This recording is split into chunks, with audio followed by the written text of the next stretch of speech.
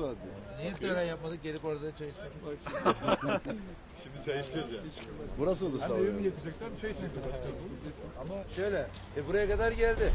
Eski Yalova yolundan öbür taraf Samanlı yoluna kadar açıldı. Bir Balıklı tarafı kaldı.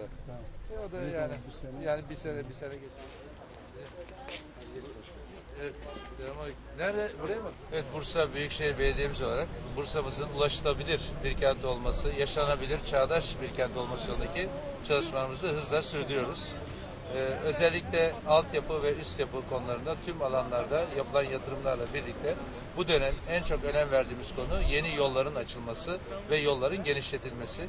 Bu konuda özellikle yol medeniyettir diyoruz ve yol çalışmalarına da çok büyük önem veriyoruz. Bunu da yaptığımız icraatlarla da göstermeye gayret ediyoruz.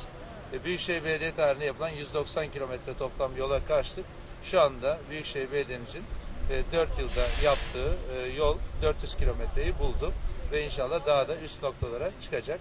Yani onlarca yıl yapılamayan yollar bu dönemde yapılıyor ve yaklaşık 800 tane bina sadece yol yapmak için bugüne kadar yıkım yapılmış oldu.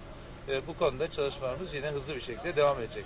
Bursa'mızın hem boylamasına rahatlatacak hem de dikine rahatlatacak yollar bu dönemde birer birer